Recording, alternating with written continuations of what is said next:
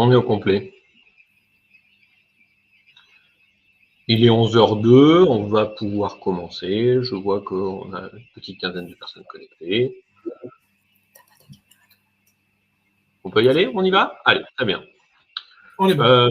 Merci à tous de vous être connectés. Merci également à Cyril et Pauline qui participent, qui co-animent ce webinaire Adonis avec Orange autour du bâtiment connecté. Donc, ce que je vais vous proposer, c'est qu'on commence par faire une présentation et un petit tour de table des différents intervenants. Donc, je vais laisser la main à Pauline qui va se présenter.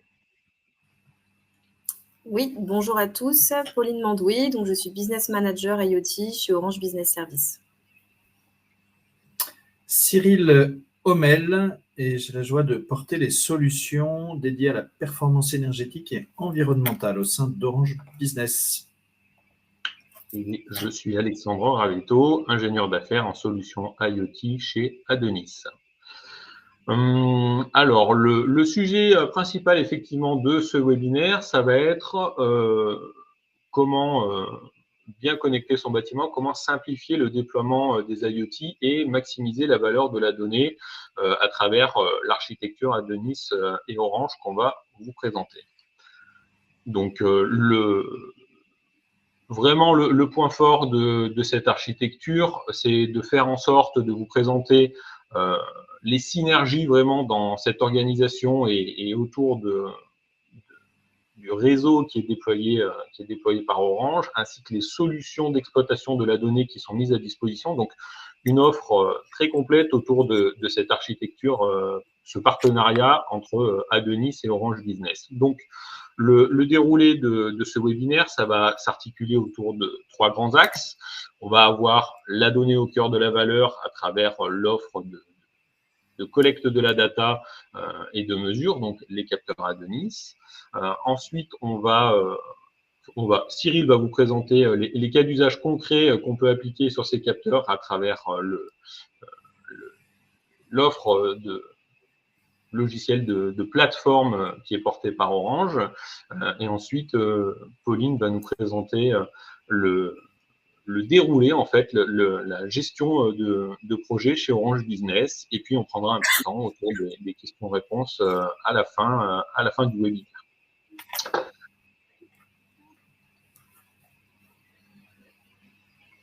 Donc, comme je vous le disais tout à l'heure, l'idée, c'est vraiment de venir appuyer le partenariat qui est depuis maintenant assez longtemps mis en place entre Adonis et Orange Business dans l'intégration des produits, le déploiement du réseau et bien sûr l'exploitation du réseau à travers les capteurs et bien sûr l'offre de service, l'offre de plateforme qui est portée par Orange.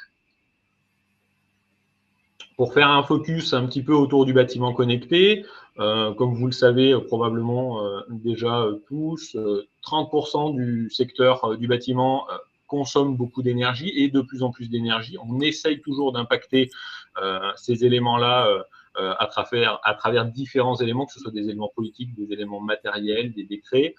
On sait que 44% du secteur du bâtiment représente chaque année le secteur du bâtiment représente 44% des émissions de la consommation énergétique française et que ça représente plus de 123 millions de tonnes de CO2 qui sont émises donc autour vraiment de cette consommation des bâtiments.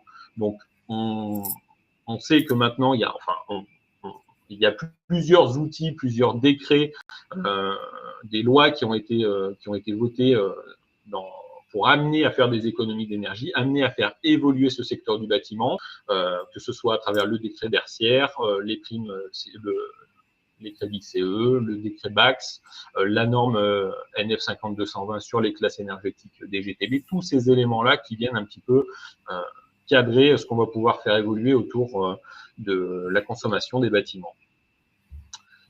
Sur un focus un petit peu tourné autour de vraiment l'usage et de ce qu'on va mesurer avec la gamme de produits Adonis, la gamme de capteurs, ça va être un focus autour de la consommation d'énergie, mais aussi optimiser les processus de gestion du bâtiment et les processus de maintenance, et garantir le confort intérieur avec la température, l'humidité, les éléments de mesure de la qualité de l'air, et tout ce que vous voyez un petit peu sur cette arborescence, un petit peu tous les éléments techniques du bâtiment, donc que ce soit de la surveillance de température, de la surveillance d'état, vérifier que tous les éléments sont fonctionnels, optimiser la maintenance et bien sûr optimiser le confort des utilisateurs. Alors à Denis, beaucoup d'entre vous connaissent déjà probablement le nom, on en entend beaucoup parler dans le secteur de l'IoT, ça fait longtemps qu'on est présent sur ce marché et on est un fabricant français d'objets connectés, notre siège est situé à Grenoble et on développe, on conçoit, on fabrique nos propres solutions IoT sur différents protocoles, donc du Sigfox, du LoRa et du NB-IoT MTVM.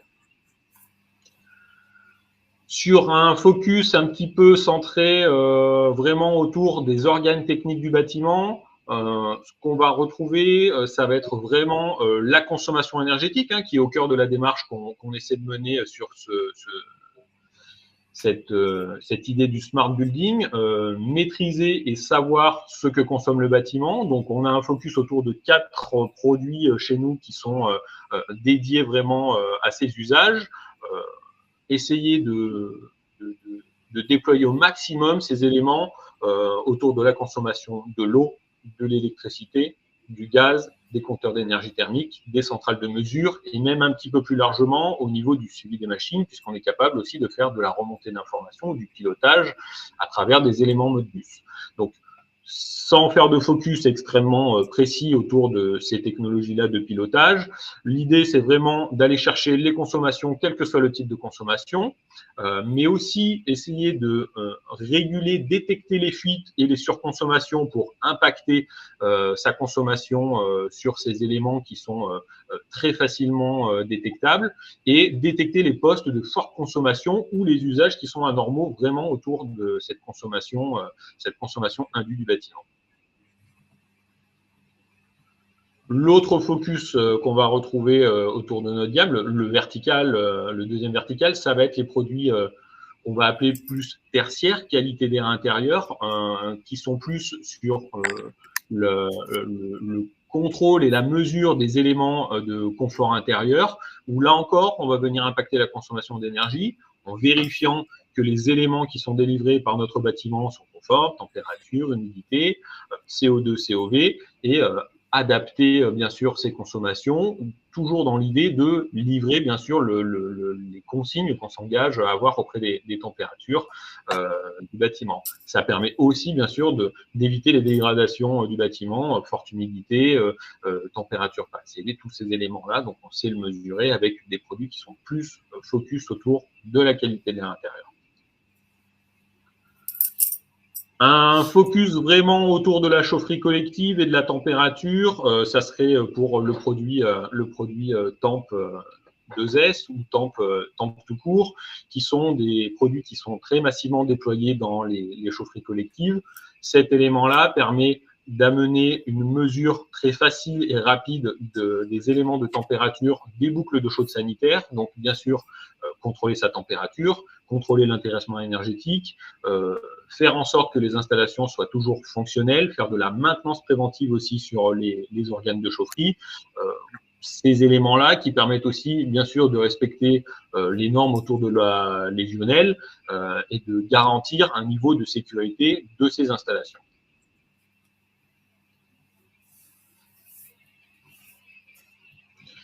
Et j'ai fini mon focus autour des produits et je passe le relais à Cyril qui va vous présenter la partie plateforme.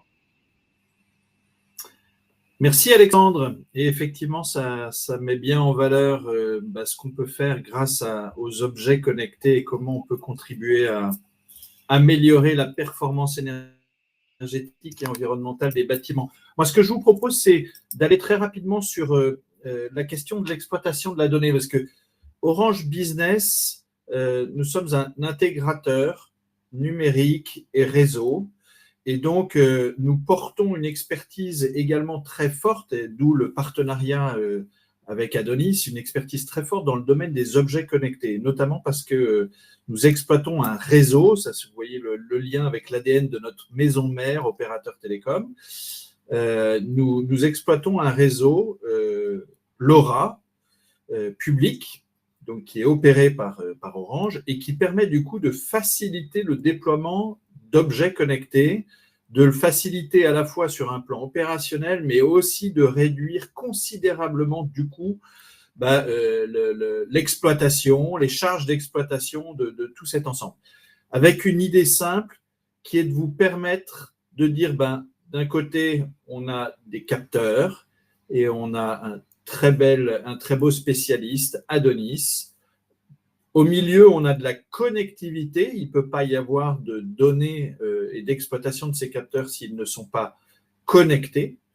Et puis, enfin, il y a des plateformes qui vont vous permettre d'utiliser les données et donc, du coup, d'avoir le bénéfice de ces données. Je dis un mot sur cette diapositive que nous avons là devant les yeux, les solutions Orange Business porte les solutions Smart Eco Energy. D'un côté, exploitation des données liées à l'énergie, que ce soit consommation, que ce soit capteur, que ce soit facture. Smart Eco Energy Analytics qui automatise la collecte et l'analyse des données énergie. Et au passage, ça permet de répondre aux décrets tertiaires, mais ce qui va intéresser la plupart d'entre vous, c'est la qualité d'exploitation du bâtiment, réduire les charges d'exploitation et puis réduire les consommations, 10% d'économie en pure optimisation. Ce que je vous propose, c'est dans quelques secondes de basculer sur une démonstration de ce que vient de nous présenter Alexandre, de comment on exploite ces données objets. Et puis, il y a un deuxième volet qu'on ne va pas aborder aujourd'hui, mais qui traite toujours d'objets connectés, c'est comment on fait de la GTB, gestion technique du bâtiment. Donc, comment on automatise le pilotage des systèmes énergétiques du bâtiment, je pense à la clim, au chauffage, à la ventilation, à l'éclairage, etc., etc. Avec Smart Eco Energy Control et grâce à l'IoT également. Mais ça, c'est d'autres typologies encore d'objets. Donc, vous voyez, c'était plus pour brosser l'ensemble des solutions à base d'IoT qu'Orange Business peut apporter. Supervision énergétique, gestion technique du bâtiment. Si je fais un petit focus sur ces... Est-ce que j'ai la main? Oui, un petit focus sur le... du coup, qu'est-ce que ça permet de faire? Je vais vous le montrer en live, ça sera plus simple parce que c'est déjà ce que nous a exposé Alexandre. Donc, comment on enrichit des programmes de supervision des données de consommation et de facturation d'énergie avec du comptage, sous-comptage, énergie, eau, comment on suit facilement, on déploie facilement du monitoring de température intérieure, des applications liées au suivi de la chaîne du froid avec le suivi de température des zones réfrigérées. Encore une application sanitaire avec la mesure de l'eau chaude sanitaire et le suivi légionnel, ou encore suivi chaud-froid et bien sûr qualité de l'air. Je vous propose de passer en mode démo. Alors là, je fais un petit switch d'écran, opération délicate s'il en est. Hop. Alors, ce que je vous propose, c'est de voir en fait comment on a... Est-ce que c'est bon pour vous en termes de visualisation? Ok, parfait. C'est de voir avec vous, au-delà d'une visualisation globale des consommations d'énergie sur un parc, etc., où on active très rapidement des données de consommation sur les compteurs généraux d'élec, de gaz, sur les factures de fournisseurs, et que ça permet d'exploiter tout ça. Et bien derrière, quand on est au niveau du bâtiment, ça permet également d'aller faire du suivi de choses un peu plus particulières. Je vais démarrer par des choses très simples. C'est le suivi de température. Alors, on peut le faire soit de manière un petit peu avancée, en venant positionner, y compris les capteurs sur des fonds de plan, etc. Mais on peut le faire de manière plus simplifiée. Mais ce qui est intéressant, c'est, je donne un exemple très concret, un réseau d'agences immobilières, j'ai 400 agences immobilières, je déploie de la supervision énergétique et des capteurs de température. Ça me permet d'identifier que j'ai des agences immobilières ou des bureaux dans lesquels on se chauffe à 25 degrés le 25 janvier et de me dire, voilà un endroit, une façon d'économiser de l'énergie en réduisant les températures de chauffage et donc d'établir un dialogue avec ses employés, avec les collaborateurs. Voilà. Ça peut être effectivement un suivi capteur température. On n'est pas obligé de positionner ça sur des fonds de plan, mais c'est une possibilité. Et puis de s'assurer, vous voyez, avec seuil haut, seuil bas, etc., et de déclencher des alertes de manière automatisée. Attention, il commence à faire trop froid. Attention, il commence à faire trop chaud. Alors ça, normalement, ce problème-là, vous ne le rencontrez pas si vous avez déployé des systèmes de gestion technique du bâtiment. Mais c'est intéressant si ce n'est pas le cas. Après, vous avez la question du suivi de la qualité de l'air intérieur. Et donc là, ce qu'on est venu intégrer, c'est également, vous voyez, les seuils réglementaires, que ce soit pour le CO2 ou les COF-T, en récupérant depuis les sondes Adonis, réseau public opéré par Orange, et qui vous permet, du coup, j'appuie sur un bouton, la donnée remonte sur le réseau et pas besoin de passerelle ou de concentrateur ou de gateways, selon comment vous l'appelez. Et c'est directement relié à la plateforme et je peux commencer à exploiter mes données et à recevoir des alertes si jamais, effectivement, je suis dans une école, dans une crèche, en train de dépasser les seuils qui vont bien. J'accélère un petit peu parce que capteur, température, hygrométrie, il y a tout ça en stock chez Adonis qui fait ça très bien et à des coûts ultra compétitifs. Et quand on mêle ça à un réseau qui est déjà déployé, ça permet de le faire. Et là, je vois qu'Alexandre nous montre qu'effectivement, c'est fait. Il y a des sujets qui sont plus... On peut verser aussi sur des exploitations très sanitaires. Typiquement, le suivi de la légionnelle. Quand on mesure des températures d'entrée, de départ, de retour, sur vos ballons d'eau chaude, ça permet de suivre également, de vérifier que vous respectez bien les montées en chauffe. Et là, on a une petite démo d'Alexandre en live. On respecte bien avec ces capteurs les variations de température qui sont attendues sur un plan réglementaire. Est-ce que j'ai bien chauffé jusqu'à tant de degrés sur une période minimum de X, au moins Y fois par jour? Voilà, pour éviter le développement et les risques légionellose. Donc, c'est aussi des applications, vous voyez, avec des capteurs de température suivis d'eau chaude sanitaire. Est-ce que mon eau chaude sanitaire est bien réglée et est-ce que je ne surconsomme pas d'énergie? Et par ailleurs, est-ce que je suis bien en train de respecter la réglementation?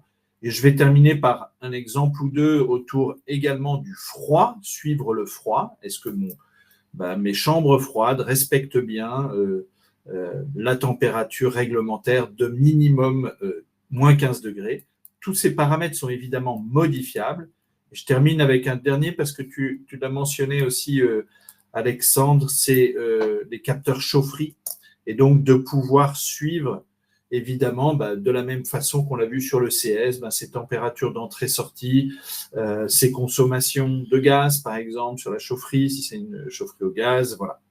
Donc, voilà comment on peut exploiter intelligemment les données d'un capteur avec des offres complètement intégrées, depuis le capteur, en passant par la connectivité jusqu'à la plateforme qui vous permet d'être alerté, de suivre et de passer à l'action pour réduire vos consommations et assurer un bâtiment qui soit conforme aux attendus, au confort des occupants notamment et au respect de leur santé. J'arrête le partage en espérant que je n'ai pas omis quelques cas, mais en tout cas l'important c'était plus de vous passer de bien illustrer comment ça pouvait être efficacement exploité dans une plateforme. Et tout ça, ça ne peut pas se faire, effectivement, on l'a dit, s'il n'y a pas le réseau qui va bien. Pauline, je te laisse la main. Oui, absolument. Donc, tu l'as dit, Cyril, tout ça, le fil rouge, c'est le réseau. Donc, tu disais aussi, Orange, c'est notre cœur de métier de faire du réseau. Donc, tout ça pour dire qu'il y a des réseaux qui sont dédiés à l'IoT. Ça, c'est notre métier. Donc, c'est nous qui voyons avec vous en fonction de votre projet, du type d'objet que vous avez à installer, de l'endroit où sont installés vos objets, puisque des fois, les capteurs sont des endroits qui vont être difficiles d'accès, par exemple. Donc, il existe, tu le disais tout à l'heure, le protocole LoRaWAN, donc qui est le réseau Orange opéré. C'est un réseau qui est très intéressant pour l'IoT. Il permet d'émettre des petites quantités de données, ce qui est le cas là en l'occurrence sur ce type de solution, sur des longues distances et surtout en consommant très peu d'énergie. Donc là, ça a vraiment un intérêt puisque, comme je le disais, parfois les capteurs sont dans des endroits difficiles d'accès. Donc là, ça peut être très intéressant d'avoir une autonomie jusqu'à 10 ans sur un objet qui va pouvoir être connecté au réseau LoRa. Ce réseau-là, il est déployé en France métropolitaine et à La Réunion. Il couvre 95% de la population française, plus de 30 000 communes. Et si jamais il n'y avait pas de réseau LoRaWAN à l'endroit où vos capteurs seraient installés, eh bien, bonne nouvelle, puisqu'on peut renforcer ce réseau via des gateways qui vont pouvoir permettre d'avoir du réseau là où il n'y a pas de réseau LoRa Orange opéré. Je le disais à l'instant, ce réseau-là, la seule limite qu'on peut lui donner, c'est que c'est en France métropolitaine. Donc, on a un autre réseau qui est un réseau toujours dédié à l'IoT, le LTEM. C'est une fréquence basse du réseau 4G d'Orange, donc avec une très bonne pénétration. C'est une technologie pérenne. Et c'est, comme je le disais, aussi un réseau vraiment déployé et construit exprès pour l'IoT. Et lui, pour le coup, ce réseau-là, on peut le trouver en France et à l'étranger. Donc, ça, comme je le disais, c'est notre cœur de métier. En fonction de votre projet, on saura vous orienter vers le réseau qui va bien. Et alors, si on rentre un peu plus dans le détail, concrètement, comment ça marche? Quand vous commencez un projet avec Orange Business, un projet de Smart Eco Énergie, alors, c'est très simple. Dans un premier temps, on va pouvoir faire ce qu'on appelle la création de votre patrimoine. Donc, on va qualifier votre projet, combien de bâtiments vous avez, quel type de bâtiment, quelle superficie, où est-ce qu'ils sont situés. Une fois qu'on a toutes ces informations, eh bien, on va pouvoir assez rapidement activer les flux sur la plateforme Analytics. Donc là, on va aller demander les autorisations à vos différents fournisseurs d'énergie pour pouvoir mettre la donnée sur cette plateforme.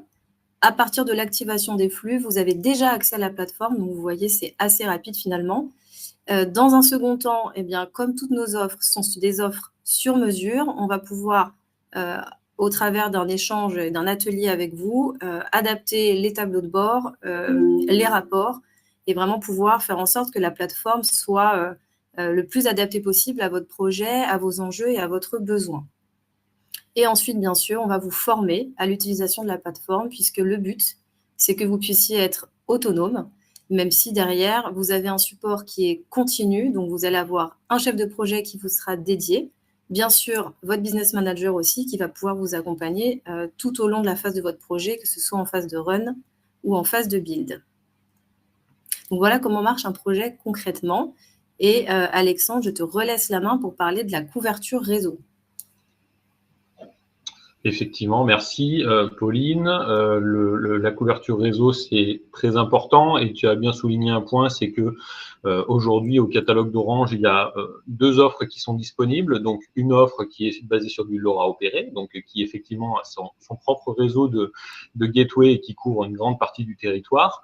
Ce qui est important aussi, effectivement, tu as raison, c'est le LTEM et le fait que la réutilisation des fréquences basses des réseaux cellulaires permet d'avoir une couverture qui est optimale au niveau du LTEM, puisque on a un parc d'antennes pour la couverture du GSM qui est très important, qui est très dense et qui permet vraiment d'avoir une flèche supplémentaire à son arc de la connectivité. Donc, faire en sorte que si effectivement dans le projet, il y a une problématique de réseau qui se pose en termes vraiment de couverture d'un lieu spécifique ou peut-être d'un ensemble de lieux sur son patrimoine, de sites sur son patrimoine.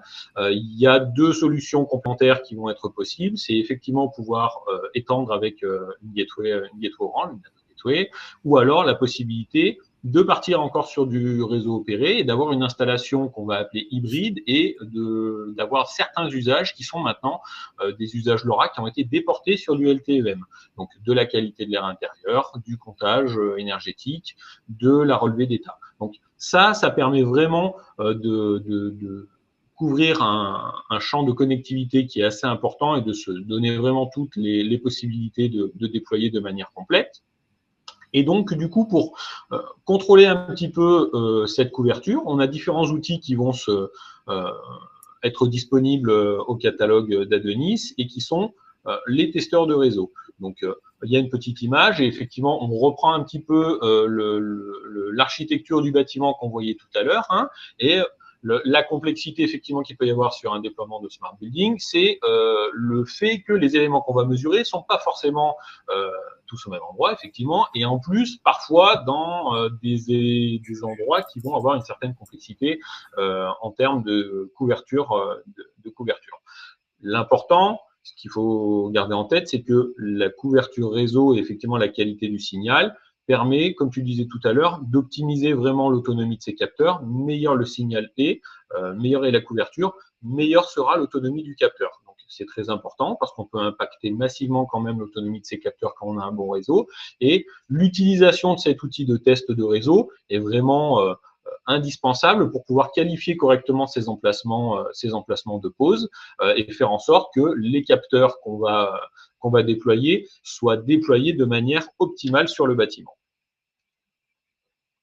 Alors, les deux produits vraiment qui vont être disponibles sur le test du réseau, ça va effectivement couvrir les deux offres de connectivité du catalogue Orange. Donc, un testeur de réseau LoRaWAN qui va permettre de qualifier très facilement, très rapidement le réseau Orange. On se provisionne sur le réseau Orange avec le produit, avec les clés de sécurité et on va être capable de mesurer facilement, rapidement, à travers différents écrans, de la lecture simplifiée, de la lecture un petit peu plus complète avec des éléments de retour importants du testeur et la possibilité en plus de télécharger les logs qui vont être enregistrés et donc de pouvoir faire vraiment un compte-rendu de radio mapping LoRaWAN de son site. Ça permet bien sûr, outre le fait de faire du radio mapping, de pouvoir contrôler en temps réel quand on va poser son capteur, on teste dans sa pièce, dans son bâtiment, les endroits où on va déployer les capteurs, on teste sa couverture et on regarde si on est plus impacté à un endroit ou à un autre, on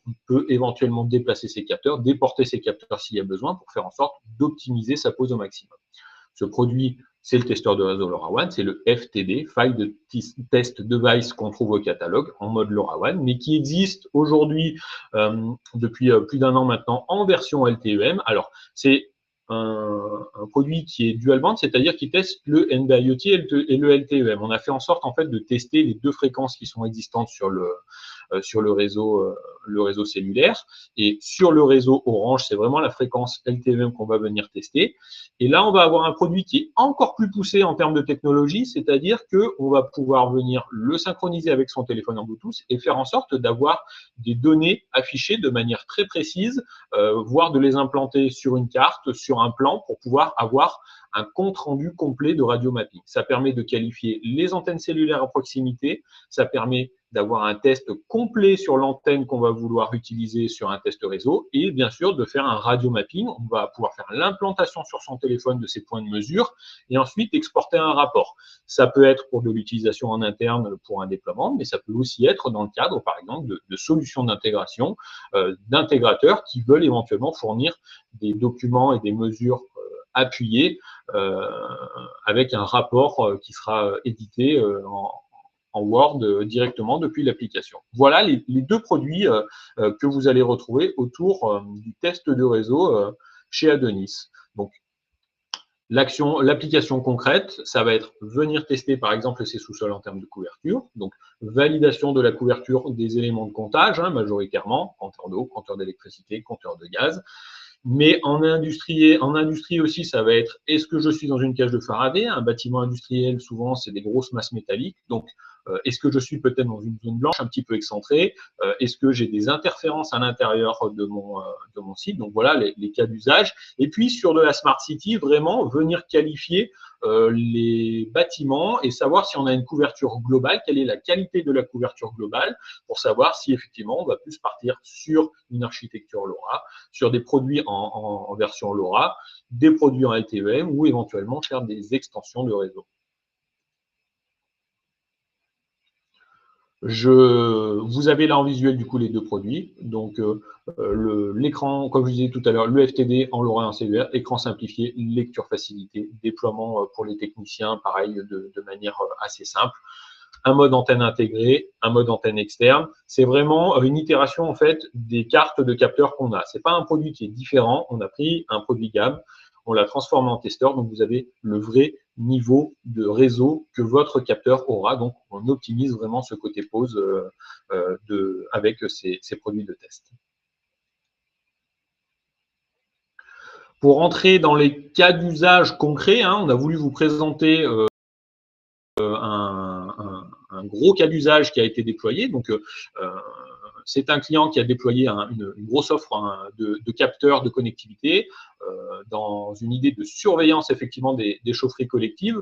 Donc, on était sur du logement collectif avec des chaufferies collectives. L'idée, c'était vraiment de réduire les dépenses énergétiques et d'assurer le confort de la livraison de la température dans les bâtiments.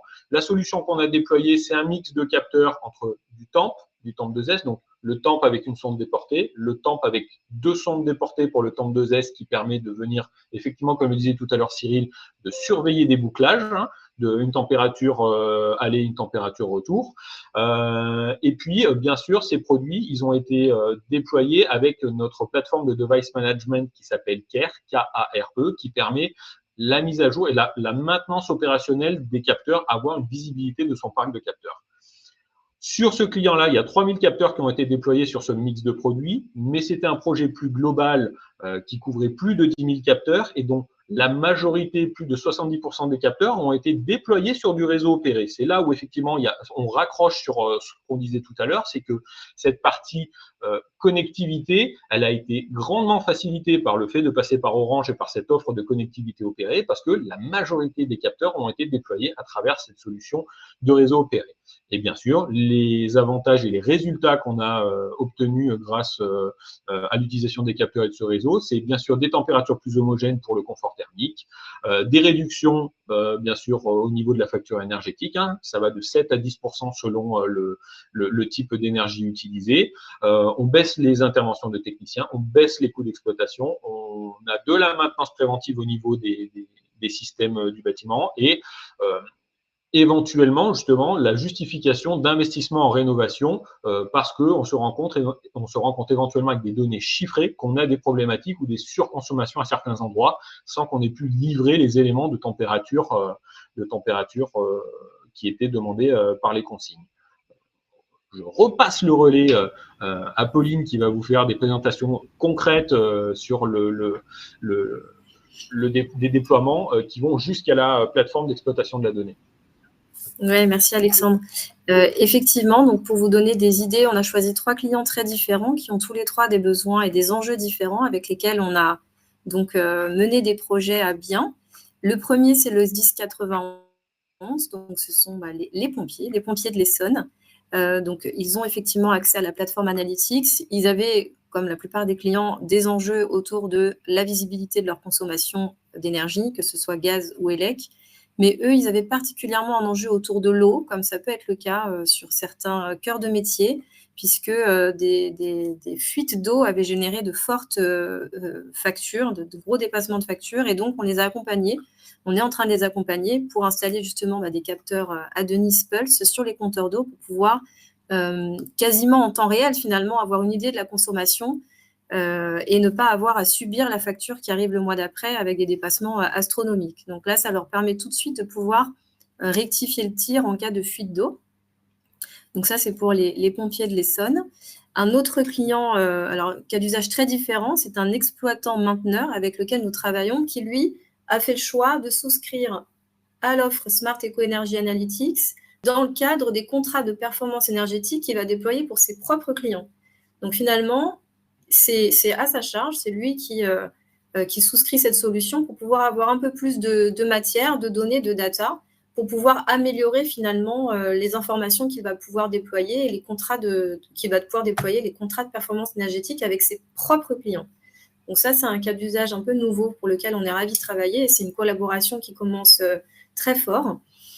Et pour finir, un autre projet que nous avons mené à bien, donc c'est un établissement public qui s'occupe d'étudiants, qui avait aussi évidemment besoin d'automatiser la collecte et l'analyse des données énergétiques de gaz, électricité, et avec un enjeu aussi un peu différent, c'est de pouvoir suivre la chaîne du froid, donc, y compris en mobilité. Donc en fait, ce sont des camionnettes frigorifiques dans lesquelles il y a donc les repas.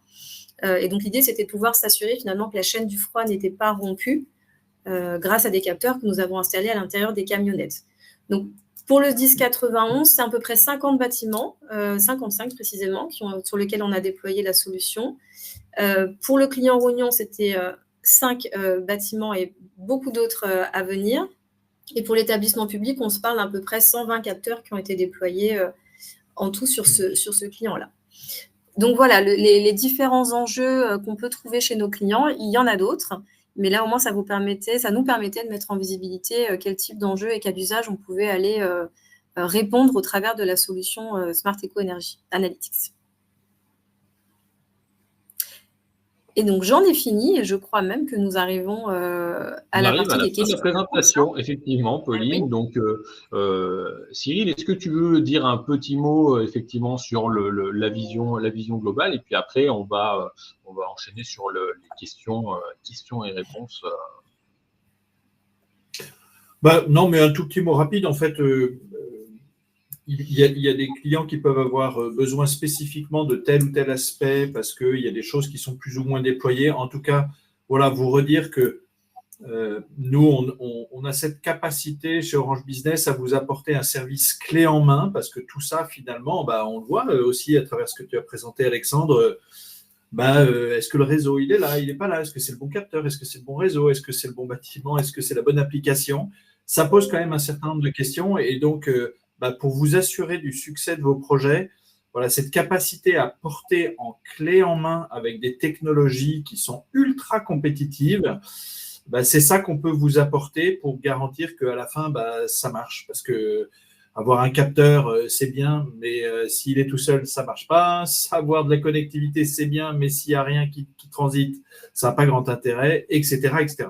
Donc, ce qui est important, c'est de vous apporter cette offre clé en main pour être certain que à la fin, vous avez un truc qui fonctionne et qui est utile et qui vous permet d'impacter en termes de performance énergétique, environnementale, confort, santé des occupants du bâtiment et d'avoir des vrais résultats pour diminuer vos charges d'exploitation notamment. Donc voilà. Après, j'ai vu qu'il y avait un certain nombre de questions dans le chat. Donc, et notamment, j'en vois une, Pauline, qui est à Caen, NB IoT LTEM à La Réunion. Oui, alors effectivement, comme je le disais en intro, le LTEM est déjà disponible sur l'île de La Réunion. Quant au NB IoT, pour remettre un peu de contexte, c'est vrai que Orange, comme la plupart des opérateurs, choisit ses combats et a fait le choix de ne pas déployer son propre réseau NB IoT puisque nous sommes aujourd'hui le seul opérateur, Obgenius ayant arrêté l'année dernière, nous sommes le seul opérateur à proposer du LoRa opéré. Donc, comme je le disais, il a fallu faire des choix. Donc, aujourd'hui, on déploie du LTEM, du LoRa opéré, mais pas de NB IoT en propre. Alors, ceci étant dit, en fonction des projets et des accords que nous pouvons avoir, ça s'est déjà vu de pouvoir déployer du NB IoT, mais là, je le dis vraiment sous réserve. En tout cas, nos deux propres réseaux sont le LTEM disponible donc à La Réunion et le LoRa disponible en France métropolitaine et La Réunion également, les deux. Tu as raison, effectivement, il n'y a pas de limitation, effectivement, c'est quand même des réseaux qui sont interconnectables et l'intérêt, nous qui travaillons beaucoup sur le Live Object, on a vraiment la possibilité d'avoir des installations qui sont hybrides et il y a finalement beaucoup d'accords de roaming et de transmission de la donnée qui font que on va avoir des possibilités de routage, de portage de la donnée et nous, par exemple, l'offre de connectivité qu'on va avoir avec certains de nos capteurs, par exemple, sur nos capteurs cellulaires, fait qu'on est capable d'utiliser la double technologie en NB IoT ou en LTEM et que ça remonte sur le Live Object. Donc, on est vraiment dans une idée d'ouverture maximale des réseaux et de faire en sorte que la donnée soit centralisée à un seul endroit qui permette d'exploiter et de valoriser la donnée.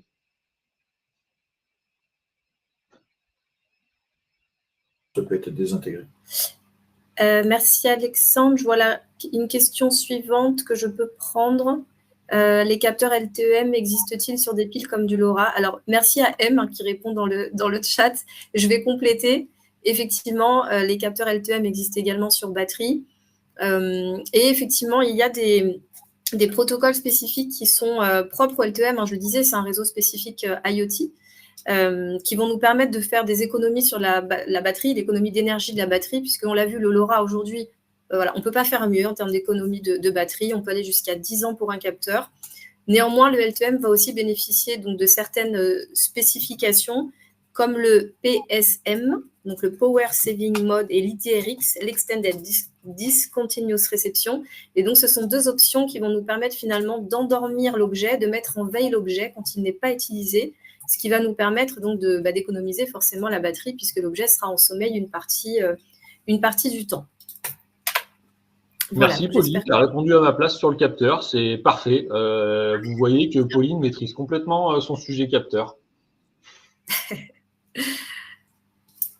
Après, il y a une question pour toi, peut-être, Alexandre. Ah non, il y a eu la réponse en live. C'est quoi un capteur? La réponse, effectivement, c'était le capteur TOM2S. On a un capteur qui a une sonde déportée, qui a une sonde d'ambiance et une sonde déportée avec un câble de 2 mètres. Et on a exactement le même capteur qui existe avec 2 sondes déportées et qui permet d'aller faire 2 températures de contact pour répondre plus précisément par rapport à ce qu'on disait. Et effectivement, dans le cadre, par exemple, de la mesure des boucles d'eau chaude sanitaire, ça permet d'avoir son aller et son retour, de monitorer complètement sa boucle ou d'eau chaude sanitaire ou de chauffage et d'avoir vraiment son delta de température embarqué sur le même capteur. Donc, c'est intéressant puisque plutôt que d'avoir 2 abonnements pour 2 capteurs et 2 valeurs de température, on va avoir un seul capteur qui fait 2 mesures. Donc, du coup, un seul abonnement, si c'est dans le cadre d'un abonnement, pour remonter une double donnée. Donc, voilà. Et pour revenir à ce que disait tout à l'heure Cyril, il y a effectivement de la possibilité de surveillance sur la plateforme, mais il y a aussi des seuils et des alertes qui sont embarqués dans les capteurs, qui sont des éléments complémentaires qui vont remonter dans la plateforme pour venir vous alerter aussi sur de la mesure de seuil, de l'alerting. Donc, vous avez une double possibilité en termes de données et de mesures au niveau des capteurs.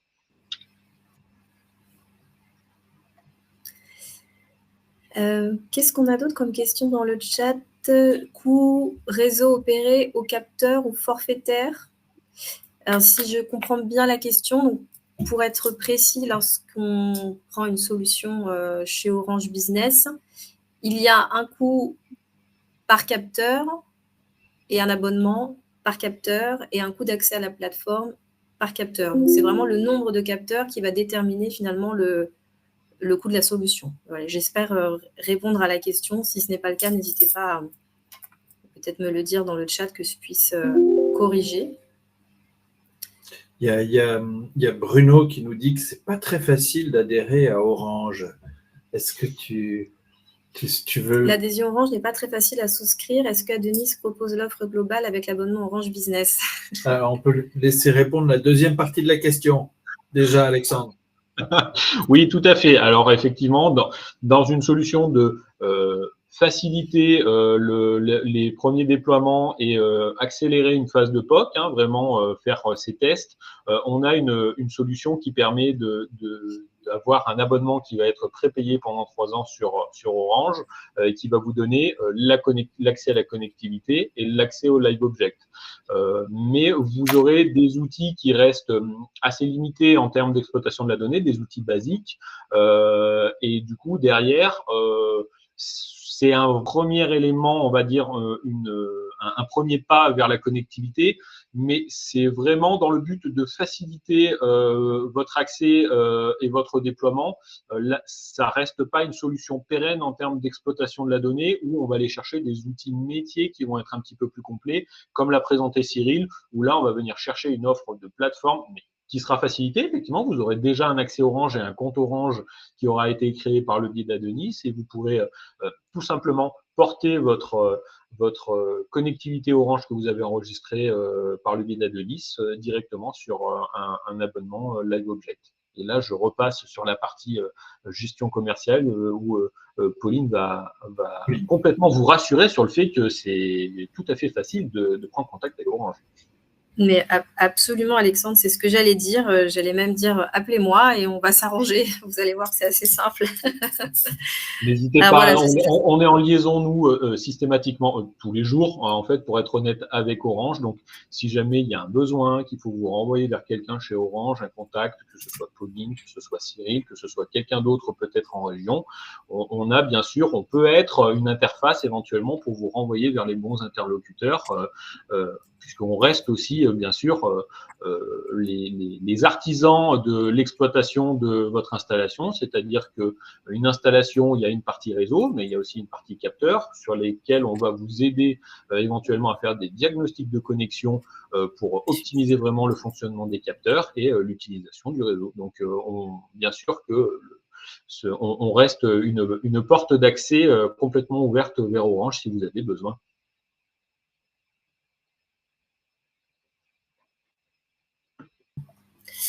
Merci Alexandre. Et donc, moi, je vois que M a encore frappé. Merci pour la réponse sur le protocole Lightweight M2M, qui est donc bien valable à La Réunion. Donc, c'est un protocole supporté par LiveObject, la plateforme dont tu parlais, Alexandre, tout à l'heure.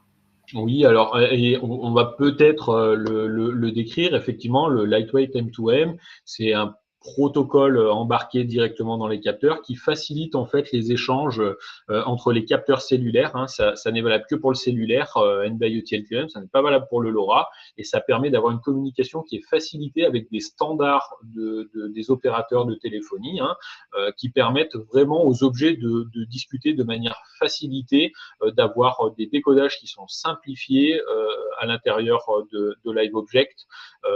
Et à côté de ça, si on ne souhaite pas utiliser, qu'on a un broker MQTT, pour ceux qui en utilisent, un broker MQTT, broker MQTT-S, les produits seront aussi compatibles.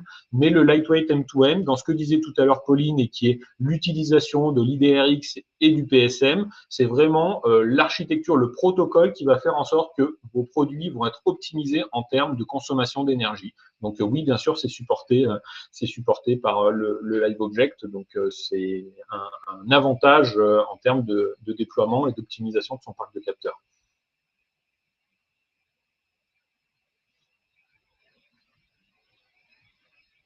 Eh ben, est-ce qu'on est arrivé au bout des questions et des réponses? Apparemment, oui. S'il y en a une dernière ou autre, n'hésitez pas à les mettre dans le chat. Sinon, on a remis aussi les coordonnées sur les sujets IoT, sur les sujets plateforme, sur les etc. N'hésitez pas à nous contacter sur les devices côté Alexandre. Voilà. Ça, on reste complètement disponible, effectivement, il y a toutes nos coordonnées. Ah, une petite question qui est arrivée entre-temps. Possibilité de faire du pilotage via le LiveObject. Oui. Alors, il y a Alexandre, si tu veux, commence par répondre, puis je compléterai éventuellement. Alors, oui, effectivement. Alors, tous les produits ne peuvent pas être pilotés pour faire du contrôle-commande sur des actionneurs. Il y a certains produits, effectivement, qui sont dédiés en termes d'actionneurs, les contacts secs, les produits Modbus. Donc, oui, on peut le faire à travers ça. On peut aussi, bien sûr, modifier les configurations de ces capteurs. Donc, il y a des downlinks, des messages descendants et modifier les configurations applicatives de ces capteurs. Donc, les deux possibilités existent à travers le LiveObject. Cyril, si tu veux reprendre la main. Oui, non, mais merci, parce que j'allais juste ajouter qu'effectivement, LiveObject, pour ceux pour qui c'est pas clair, c'est vraiment un centre de gestion, en fait, de tous vos objets. Donc, vous retrouvez à travers, associé au réseau, vous avez cette interface qui vous permet de piloter vos objets, votre parc objet, et ensuite de redescendre de l'information dont le format va être normalisé, et de redescendre ça dans n'importe quel type d'application derrière qui serait référencé dans LiveObject. Alors, je crois que la question, elle a été enrichie, c'est-à-dire de l'asservissement. Donc, je relève, on va compléter, on va dire, sur peut-être un cas d'usage concret, je relève une surconsommation. Est-ce que éventuellement je suis capable de piloter un organe de chaufferie ou un organe consommateur à travers à travers ma plateforme Orange. Je pense que c'est dans ce sens-là que la question a été posée. De manière automatique, donc un asservissement, un traitement automatique via une règle dans le logiciel. En tout cas, la partie asservissement, contrôle commande, parce que je ne sais pas si cette question, Vincent, est en lien avec la partie plus GTB, voilà, pour piloter les systèmes énergétiques du bâtiment, CVC, éclairage, co. Ça, on le fait via d'autres types de technologies. Donc, ce n'est pas directement via l'application LiveObjects qu'on va gérer ça. Hein, c'est à travers Smart Eco Energy Control, qui est une technologie voilà, qui est dans l'écosystème, mais qui est un peu différente de celle qu'on a présentée là.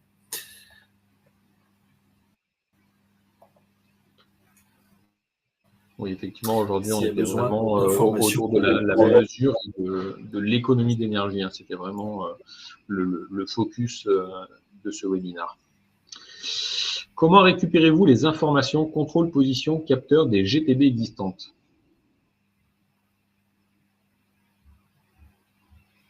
Alors, à travers des capteurs, ça je peux déjà vous le dire. Pour ça, il faut auditer.